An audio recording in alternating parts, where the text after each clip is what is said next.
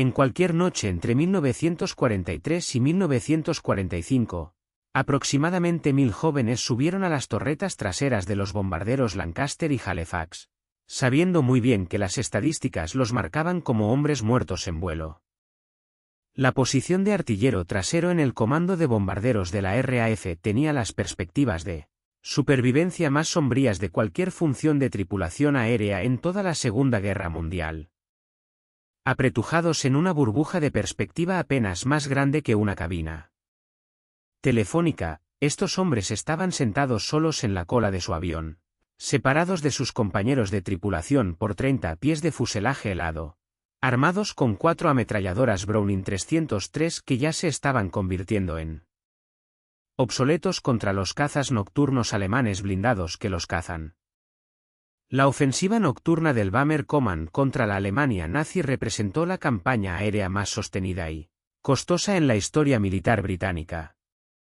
Entre 1939 y 1945, 125.000 tripulaciones aéreas sirvieron al mando de bombarderos, de ellos, 55.5003 murieron en combate, una tasa de mortalidad del 44% que superó la matanza de oficiales subalternos en el Frente Occidental durante la Gran Guerra, para los artilleros de retaguardia. Específicamente, las cifras eran aún más sombrías. Su posición en la cola los convirtió en el objetivo principal de los pilotos de cazas nocturnos alemanes que habían aprendido a acercarse desde abajo y por detrás, rastrillando el vientre de los bombarderos con cañones disparando hacia arriba antes de que el artillero pudiera siquiera detectarlos. El invierno de 19.434 resultó particularmente mortífero. Durante la batalla de Berlín, que se desarrolló entre noviembre de 1943 y marzo de 1944, Bomberkommand perdió 147 aviones y más de 7.000 tripulantes en solo 16 ataques importantes. Solo el ataque a Nuremberg del 30 de marzo de 1944 costó 95 bombarderos y 545 hombres, la peor pérdida en una sola noche en la historia del comando.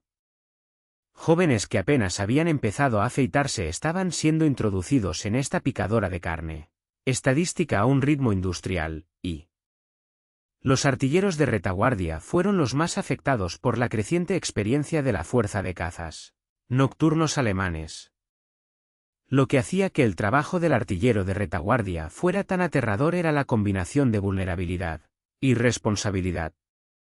A diferencia del artillero medio superior que tenía cierta protección de la estructura del avión, el artillero de cola estaba expuesto en su torreta transparente, el primer punto de contacto para cualquier ataque desde atrás o desde abajo. Su única calefacción provenía de un traje calentado eléctricamente que fallaba con frecuencia, dejando a los hombres sufrir congelación a altitudes de 20.000 pies, donde las temperaturas caían a -40 grados. Muchos artilleros se quitaron un guante para mejorar.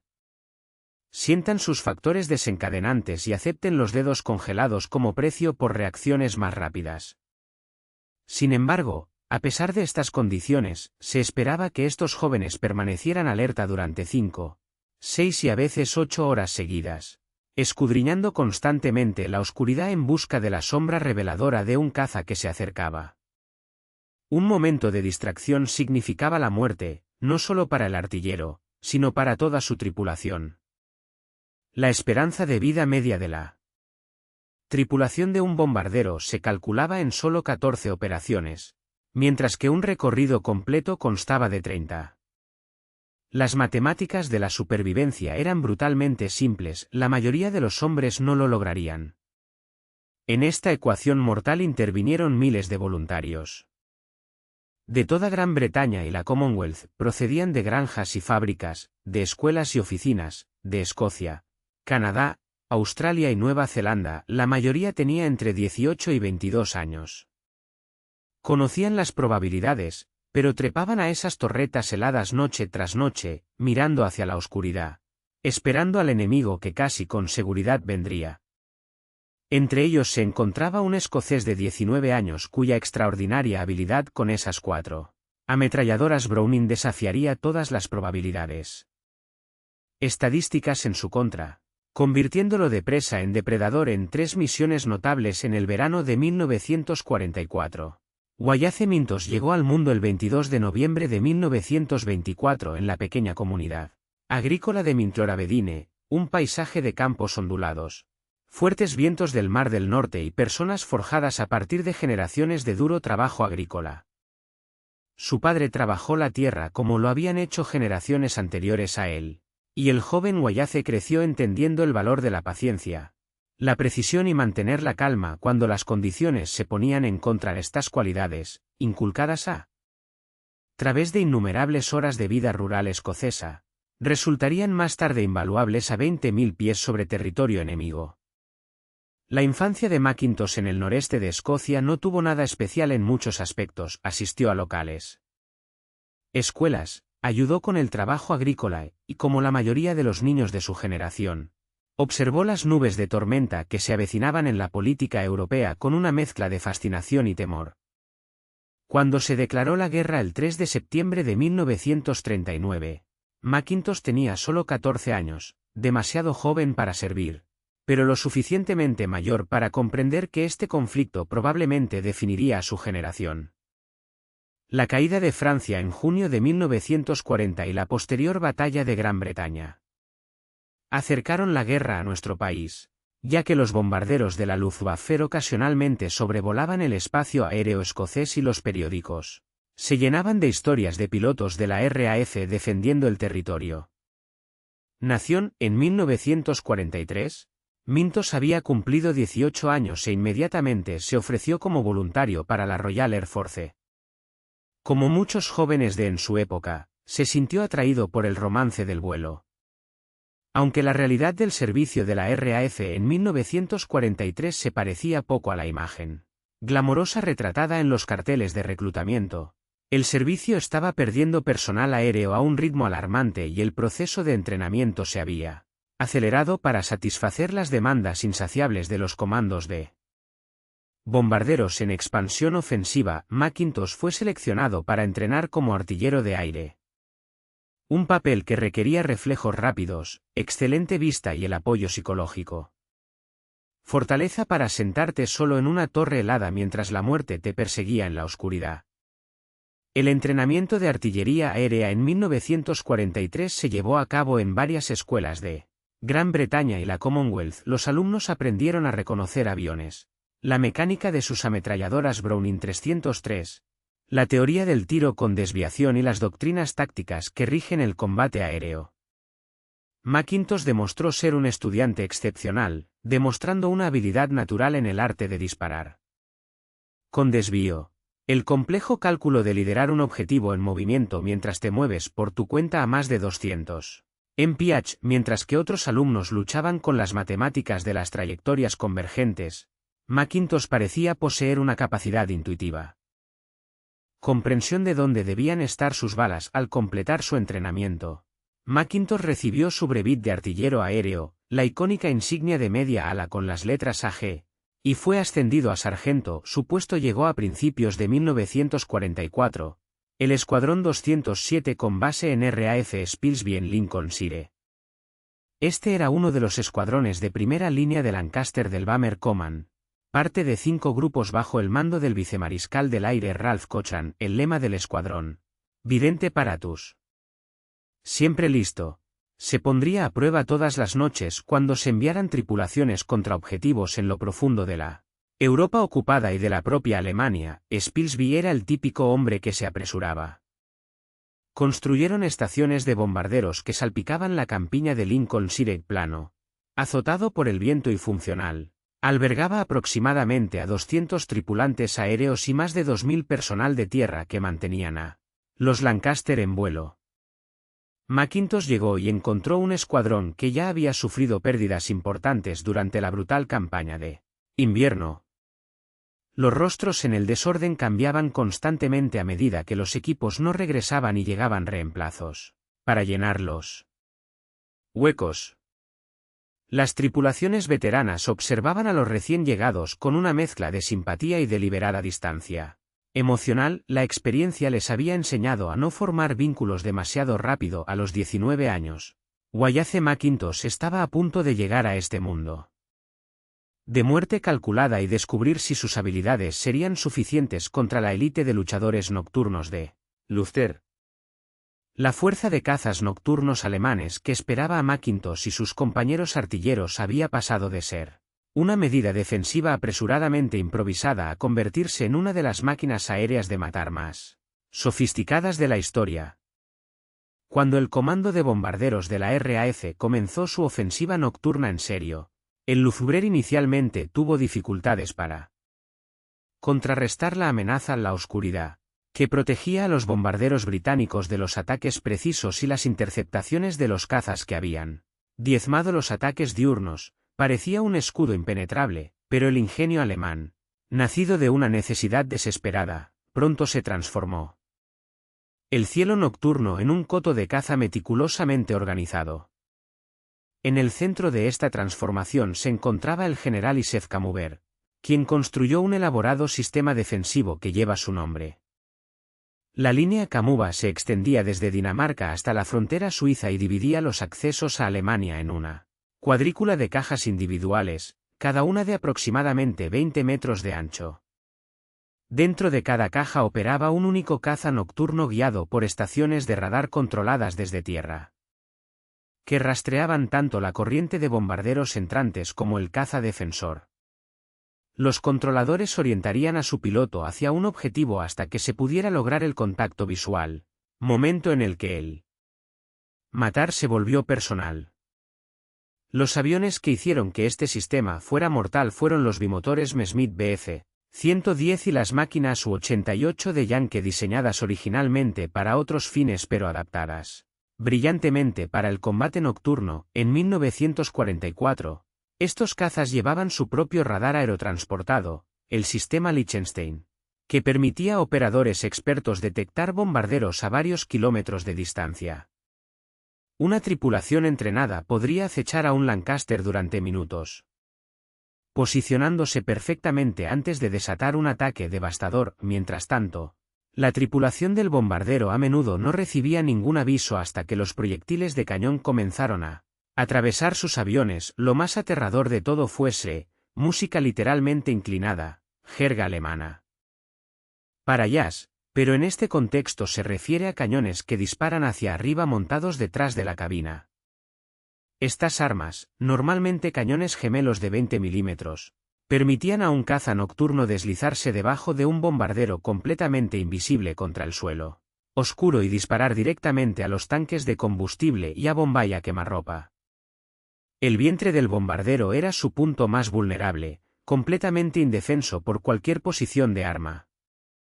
Las tripulaciones que sobrevivieron a tales ataques describieron haber visto sus aviones simplemente explotar sin previo aviso. El primer indicio de peligro es la catastrófica detonación de combustible o bombas. Bombardero de la RAF Command desarrolló contramedidas, pero estas a menudo eran inadecuado contra tales tácticas. La principal responsabilidad del artillero de retaguardia era el sacacorchos, una maniobra violenta y evasiva que el piloto ejecutaba tras el grito de advertencia del artillero. El Lancaster se sumergiría 500 pies mientras giraba, luego ascendería y giraría en la dirección opuesta. Una secuencia que revuelve el estómago diseñada para desviar la puntería de un luchador. Pero esta maniobra requirió que el artillero detectara al atacante primero y contrasrajer la música ataca directamente desde abajo. Detectar al enemigo era casi imposible. A los artilleros se les enseñó a escanear sistemáticamente, dividiendo el cielo en segmentos y comprobando cada uno metódicamente antes de pasar al siguiente. Sin embargo, pasar horas mirando la oscuridad sin rasgos distintivos inducía a un estado hipnótico que amortiguaba las reacciones precisamente cuando la agudeza significaba supervivencia. Algunos artilleros apostaban por técnicas como mascar chicle o pellizcarse para mantenerse alerta. Otros confiaban en el instinto, una sensación de cosquilleo en la nuca en la que los hombres experimentados aprendieron a confiar absolutamente. La diferencia entre un artillero que divisaba un caza a 600 metros y otro que lo veía a 200 metros era frecuentemente la diferencia entre la vida y la muerte para 7 Hombres, en este ambiente letal el sargento Wallace McIntosh traería algo inusual, casi. Capacidad pretonatural para detectar amenazas antes de que se materializaran en ataques, combinada con una precisión de tiro que transformó su posición defensiva en un arma ofensiva. Los cazadores estaban a punto de descubrir que esta presa en particular tenía dientes. Comenzó la noche del 28 de julio de 1944. Como muchos otros en RAF Spilsby, los equipos se reunieron en la sala de reuniones para conocer su objetivo, Stuttgart, un importante centro industrial en el suroeste de Alemania que albergaba las fábricas de Daimler-Benz, las plantas eléctricas de Bosch y docenas de plantas de fabricación más pequeñas que alimentaban la maquinaria de guerra nazi. La ruta los llevaría a través de la Francia ocupada, las montañas VJ y las profundidades. En el corazón de Alemania. Las concentraciones de artillería antiaérea estaban marcadas en el mapa con ominosos círculos rojos, mientras que los oficiales de inteligencia describían la actividad esperada de los cazas nocturnos. Para McIntosh, sentado entre sus compañeros de tripulación, esta no sería una operación cualquiera. El Lancaster despegó de la pista de Spilsby aproximadamente entre 20 y 30 horas, uniéndose a una corriente de varios cientos de bombarderos que convergían desde aeródromos. De Lincolnshire y Yorkshire, la corriente de bombarderos era una formación calculada. Aviones que vuelan en masa concentrada para abrumar las defensas alemanas y reducir la exposición individual. Tiempo sobre territorio peligroso. Sin embargo, la concentración también significó que los cazas nocturnos pudieran encontrar objetivos más fácilmente, y los controladores alemanes se habían vuelto expertos en identificar la dirección de la corriente y posicionar a sus cazas en consecuencia. McIntosh se instaló en su torreta trasera mientras la costa inglesa desaparecía bajo ellos. Las 4 ametralladoras Browning 303 que lo rodeaban estaban cargadas y listas. Cada cinturón contiene una mezcla de balas, perforantes, incendiarias y trazadoras. Su traje calentado eléctricamente zumbaba contra el frío cada vez mayor mientras el Lancaster ascendía a la altitud operativa. Por delante les quedaban 4 horas de vigilancia antes de alcanzar el objetivo. Luego otras 4 horas en casa, suponiendo que sobrevivieran al desafío. El primer indicio de el peligro llegó cuando la corriente de bombarderos cruzó hacia Alemania propiamente dicha. McIntosh lo vio. Una sombra más oscura contra el cielo ya oscuro, moviéndose con intención decidida en lugar de flotar como una nube o escombros. Su voz atravesó el intercomunicador. Caza, puerto de sacacorchos, vamos. El piloto del Lancaster lanzó el bombardero pesado a la maniobra evasiva. 70.000 libras de aviones, combustible y bombas rodaban violentamente mientras McIntosh seguía al Messerschmitt Bf. 110 que se acercaba. Lo que ocurrió a continuación desafió el patrón normal de tales encuentros. En lugar de limitarse a sobrevivir al ataque, McIntosh se enfrentó con una agresión calculada, mientras el Bf. 110 intentaba seguir él. Mientras hacía corcho en Lancaster, McIntosh abrió fuego y sus balas trazadoras atravesaron la oscuridad. Su disparo de desvío, que llevó al objetivo a tener en cuenta el movimiento de ambos aviones, resultó devastadoramente preciso. Las balas alcanzaron el motor de babor del caza, que estalló en llamas. El Bf. 110 se alejó, dejando un rastro de fuego antes de girar la tierra. Primera muerte confirmada. La tripulación apenas se había recuperado de este enfrentamiento cuando un segundo caza se materializó desde abajo, intentando el temido acercamiento musical de Srega, pero McIntosh había estado escaneando constantemente, sus ojos acostumbrados a la oscuridad. Su atención no se veía afectada por el combate reciente. Vio la forma sombría que se elevaba debajo de ellos y gritó. Otra advertencia. El piloto volvió a girar mientras McIntosh presionaba sus armas al máximo ángulo descendente. La geometría debería haber favorecido al atacante. El arco de disparo de la torreta trasera era limitado y estaba diseñado principalmente para amenazas que se acercaban por detrás y no por debajo. Sin embargo, McIntosh atrapó al segundo Bf. 110 mientras intentaba diseñar Jage después de su ejecución de ataque abortada. Una ráfaga concentrada alcanzó al caza mientras se alejaba, golpeando el área de la cabina. El avión se perdió en la noche. No se ven paracaídas en la oscuridad. 2 muertes confirmadas en una sola incursión. El Lancaster continuó hasta Stuttgart. Arrojó sus bombas sobre el objetivo y regresó a Spilsby. Cuando amaneció sobre Lincolnshire, Mintos saltó de su torreta, exhausto, pero vivo, habiendo logrado en una noche lo que la mayoría de los artilleros nunca lograron en una gira completa. A los 19 años se había anunciado como un depredador en un cielo lleno de cazadores. La noticia de la doble muerte de Mintos se extendió rápidamente por todo el escuadrón. En la peculiar cultura del mando de los bombarderos, donde la superstición se mezclaba con el fatalismo y el silencioso profesionalismo, tales logros se celebraban con respeto, pero sin celebración excesiva. Los hombres experimentados sabían que la suerte podía evaporarse tan rápido como llegaba, y la Luftwaffe Night Fighter Force siguió siendo tan letal como siempre, según se informa. El propio McIntosh dijo poco sobre el compromiso, mostrando el comportamiento discreto típico de una tripulación aérea exitosa que entendía que la supervivencia requería concentración en lugar de autocomplacencia. Agosto de 1944 trajo consigo una intensificación de las operaciones cuando el Comando de Bombarderos apoyó la fuga aliada de Normandía mientras mantenía la presión sobre los centros industriales alemanes.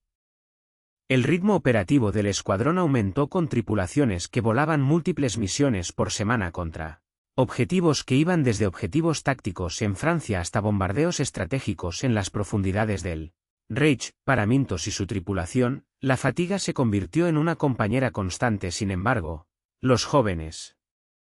La vigilancia del escocés en la torre trasera nunca flaqueó.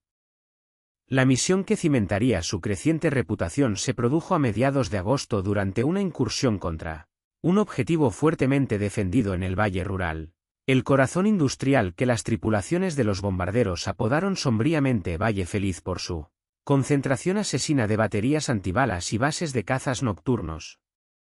Las defensas alemanas en esta región se habían cobrado cientos de bombarderos, y cada tripulación sabía que penetrar el Ruhr significaba enfrentarse a un desafío diseñado específicamente para destruirlos. El viaje de ida se desarrolló sin incidentes hasta que la corriente de bombarderos se acercó a la zona objetivo. Entonces la noche explotó en violencia. Los controladores alemanes habían posicionado perfectamente a sus cazas y los ataques se extendieron por la formación. McIntosh vio caer otros Lancaster, algunos explotando instantáneamente, otros cayendo en espiral dejando un rastro de llamas, mientras pequeñas figuras caían de las escotillas. Hombres cuyos paracaídas podrían abrirse o no a tiempo.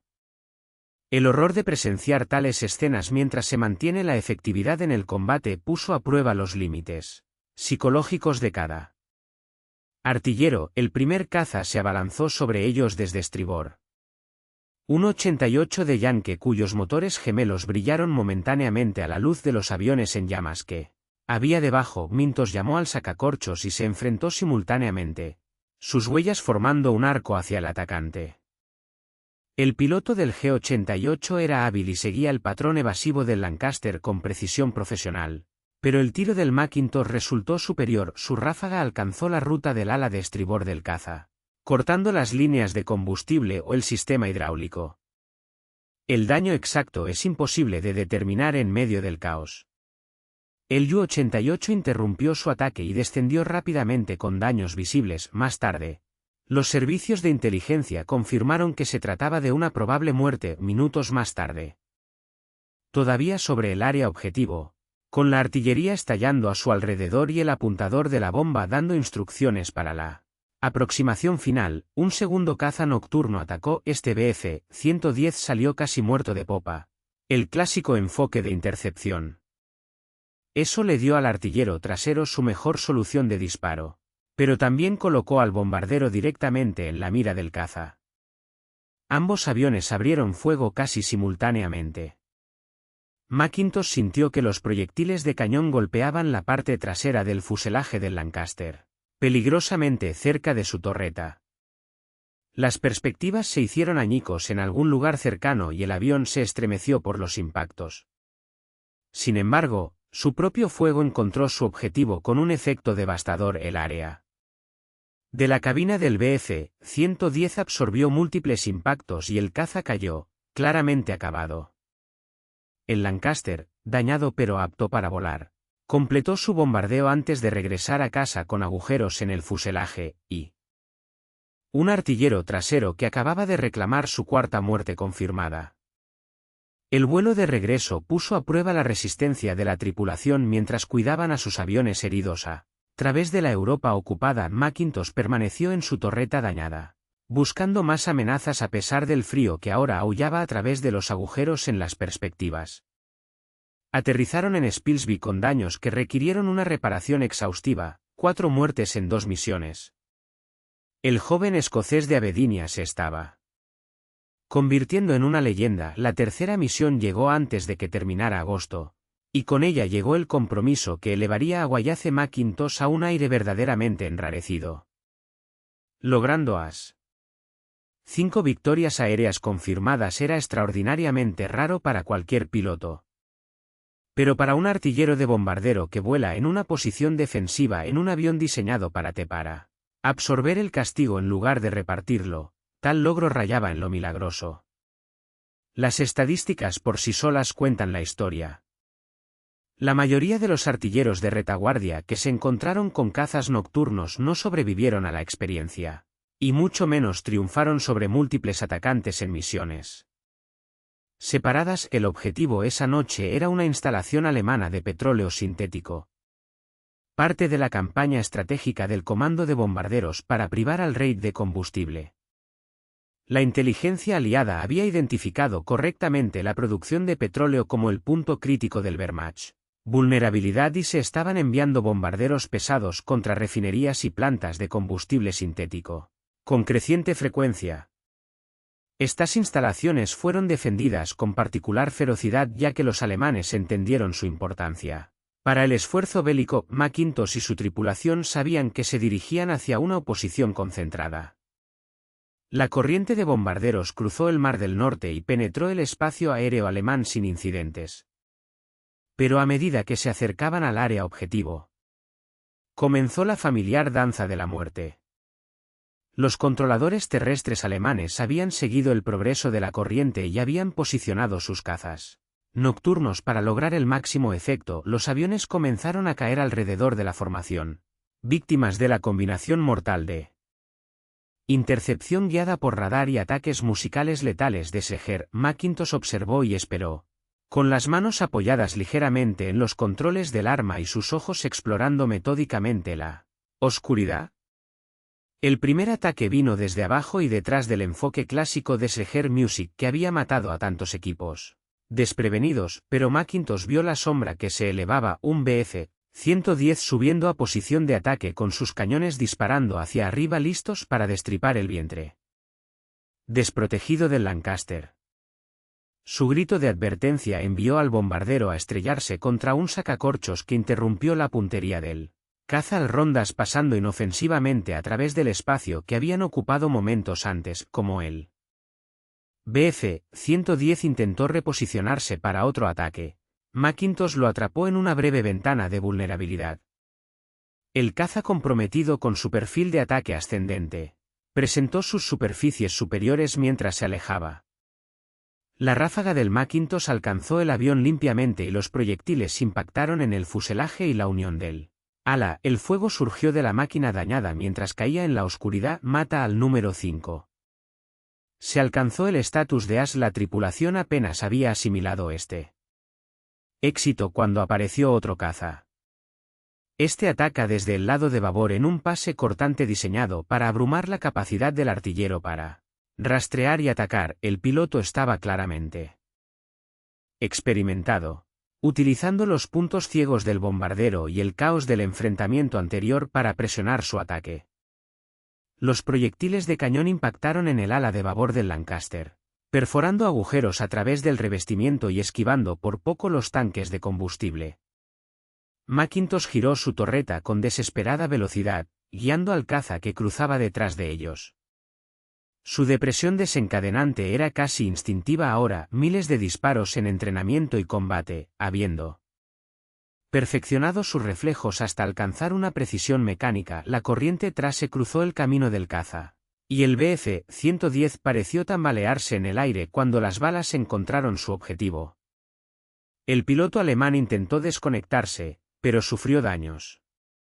Su avión ya era crítico, el luchador descendió en una espiral incontrolada, cuyo destino fue sellado por el escocés de 19 años, que acababa de cobrar su sexta víctima. 6 muertes confirmadas en 3 misiones. La improbabilidad estadística de tal logro desafiaba cualquier cálculo. Mintos había transformado su torreta trasera de una posición de defensa desesperada en un arma de destrucción calculada, dándole la vuelta a los cazadores, que se habían cobrado a tantos de sus camaradas. El joven granjero de Mintlor se había convertido en el artillero aéreo más exitoso de la guerra del Bomberkommand.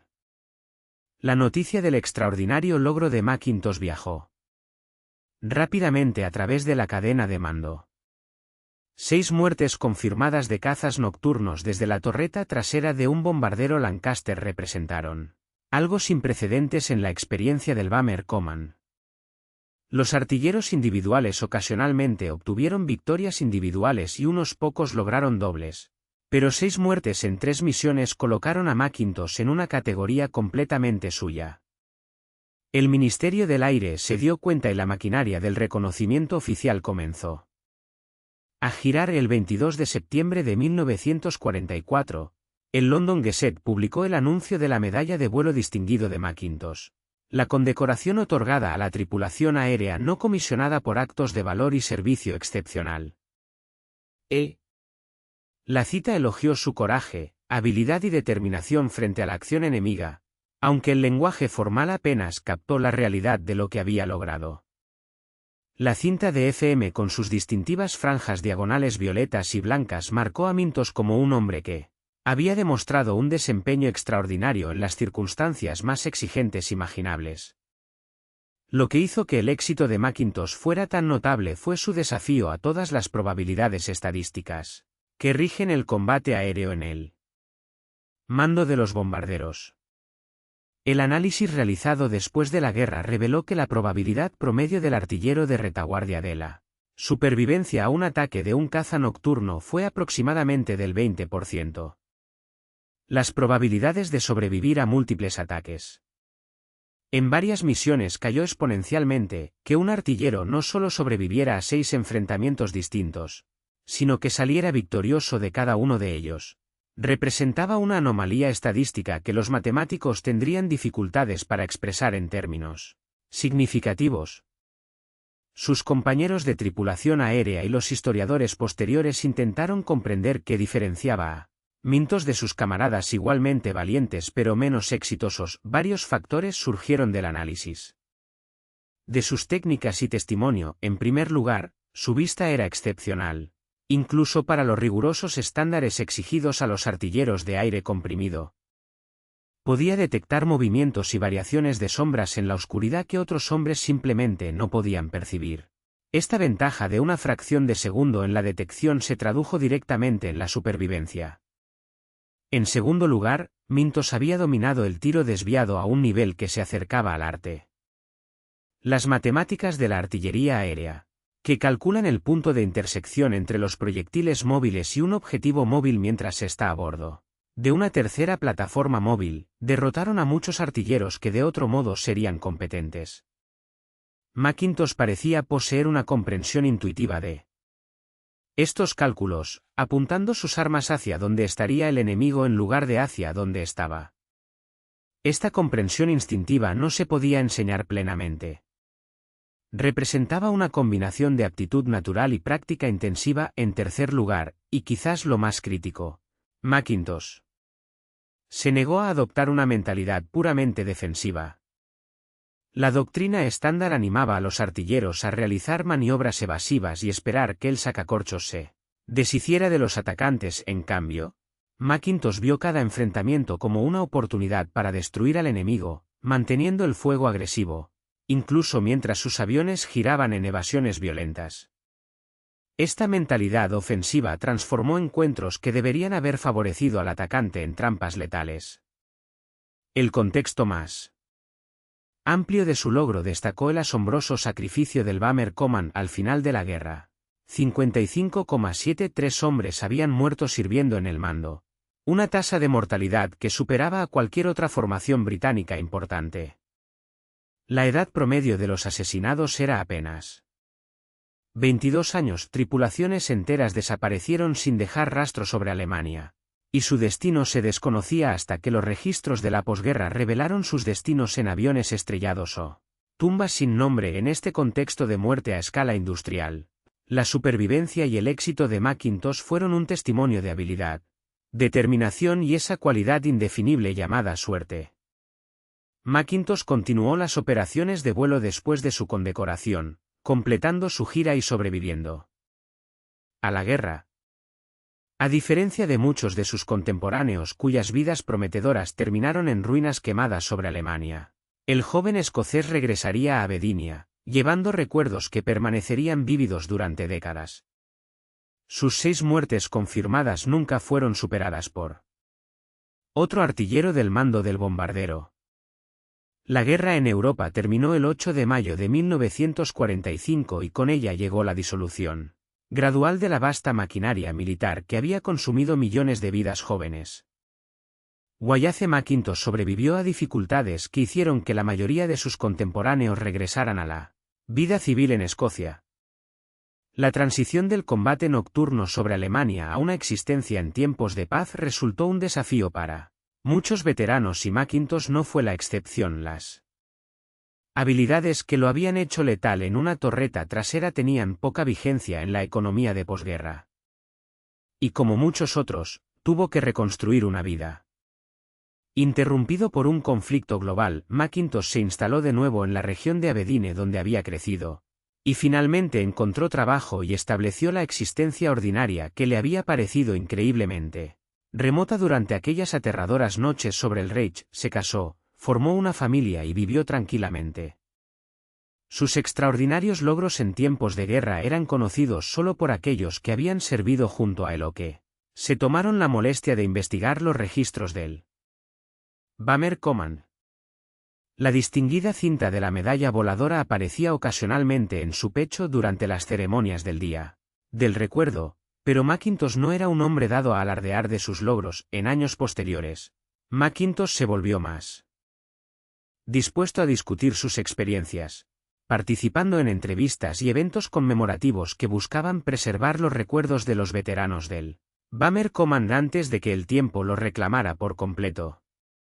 Sus recuerdos proporcionaron información invaluable sobre las exigencias psicológicas y físicas del combate aéreo, ofreciendo perspectivas que los registros oficiales nunca podrían capturar. Habló del frío, el miedo, la concentración necesaria para mantener la vigilancia hora tras hora y la peculiar mezcla de culpa y alivio que acompañaba el regreso de misiones a las que otros no sobrevivieron. El reconocimiento más amplio del sacrificio del Bomber Command llegó dolorosamente lento. A diferencia del Fighter Command, cuyos pilotos eran celebrados como los salvadores de Gran Bretaña durante la Batalla de Gran Bretaña, los hombres del Bomber Command enfrentaron décadas de ambivalencia e incluso hostilidad. Se cuestionó la moralidad de la campaña de bombardeos estratégicos y las tripulaciones aéreas, que lo habían arriesgado todo, encontraron de ellos mismos excluidos de muchas conmemoraciones. No fue hasta 2012, 67 años después del final de la guerra, que finalmente se inauguró un monumento al Bomber Command en el Green Park de Londres, en honor a los 55.573 que nunca regresaron. Mackintosh vivió lo suficiente para ver este reconocimiento y falleció el 13 de junio de 2018 a la edad de 93 años. Su muerte marcó la pérdida continua de la generación de la Segunda Guerra Mundial. Los hombres y mujeres que habían vivido el conflicto de primera mano estaban desapareciendo a un ritmo acelerado. Con cada veterano que pasa, la conexión directa con esos eventos se vuelve más tenue, lo que hace que la preservación de sus historias sea cada vez más urgente. La importancia del logro de Mackintosh se extiende más allá de las meras estadísticas, aunque son impresionantes. Su historia ilumina la experiencia más amplia de los artilleros del Bomber Command, hombres jóvenes, a menudo adolescentes, que trepaban a torretas heladas noche tras noche.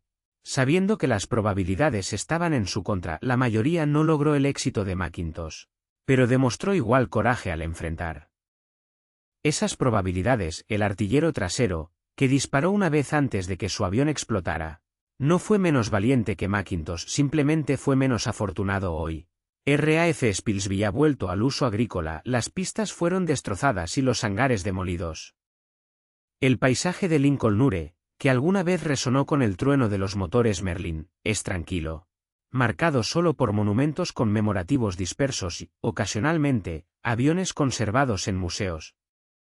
Sin embargo, la historia de Wallace Mintos, el granjero de 19 años que derribó a 6 caballeros luchadores en 3 misiones, perdura como testimonio del coraje y la habilidad humanos y de las cosas extraordinarias que la gente común puede lograr cuando las circunstancias exigen todo lo que tienen para dar. Su legado no le pertenece solo a él, sino a todos los que sirvieron en esas torretas heladas, observando la oscuridad en busca de enemigos que con demasiada frecuencia los encontraron primero.